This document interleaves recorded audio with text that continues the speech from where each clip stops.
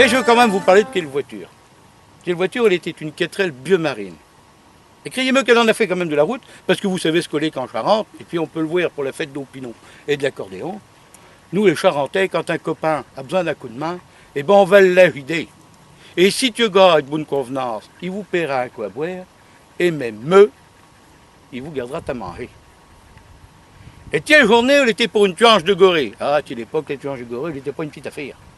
Tous les voisins venaient. Et mon grand-père avait été tué gorée, et il avait été resté manger.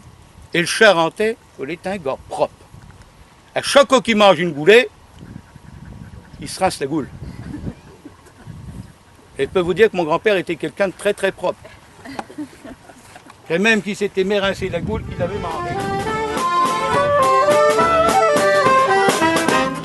Bravo.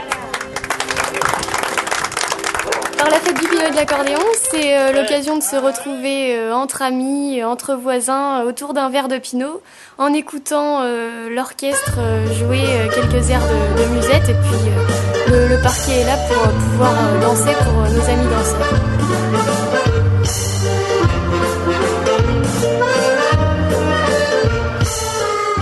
L'exploitation sur laquelle on se trouve, la maison Léonard, est située en Grande-Champagne. On y produit du cognac et du pinot des Charentes. La distillation est faite sur place, ici, à Gondeville. La production des pinots des Charentes aussi. Le stockage dans les chais de stockage à Gondeville. La production de cognac, ce sont des cognacs de Grande-Champagne, cognac VS, VSOP, Napoléon et XO. Et en pinot des Charentes, nous avons pinot des Charentes blanc, pinot des Charentes prestige blanc, vieux pinot des Charentes. Nous avons un excellent pinot rouge à base de merlot et un prestige rosé qui est un pinot rouge vieilli.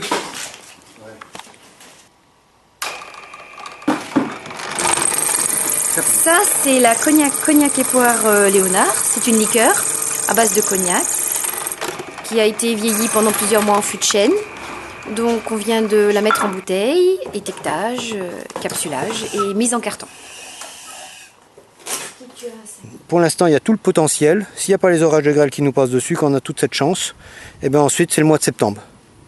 Si on a un mois de septembre chaud et sec, avec un potentiel comme ça, des vignes qui n'ont pas souffert de la sécheresse, on aura une superbe récolte. Et puis si le mois de septembre est humide, pluvieux, froid, qu'on attaque l'automne un peu précocement, et ça ne sera pas une bonne année. On va dire, nous on dit toujours dans notre métier, la récolte, la qualité de la récolte, c'est le mois de septembre. Maintenant. Voilà. Tout est là, le printemps est passé, la vigne est poussée, il y a la récolte. Maintenant, le potentiel est là, c'est le mois de septembre. S'il n'y a pas de mauvaise surprise, c'est le mois de septembre. On fabrique un fût, on part du bérin et on fabrique donc une douelle qui est façonnée, puis ensuite assemblée pour fabriquer un fût. Et pourtant, j'ai vu là, vous utilisez le feu, c'est pourquoi? Le feu, c'est pour attendrir les fibres du bois. Ça permet de cintrer la brique. Que vous mouillez, vous voilà la coque, parce qu'au départ c'est une coque. Une fois qu'elle est cintrée, ça devient une coque donc chauffée. Et ensuite, elle sera rognée, les fonds placés en place. Et puis voilà quoi. Qu'est-ce que vous utilisez comme bois pour faire ce travail? Du chêne de première qualité, qui vient de partout en France. L'Allier, le Limousin, le Nevers, Troncé.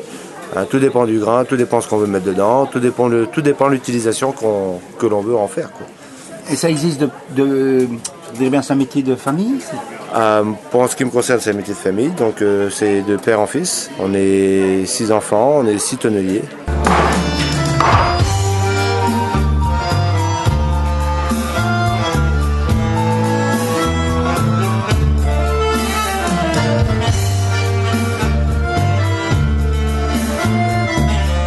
Pour pouvoir le travailler, il faut le tremper.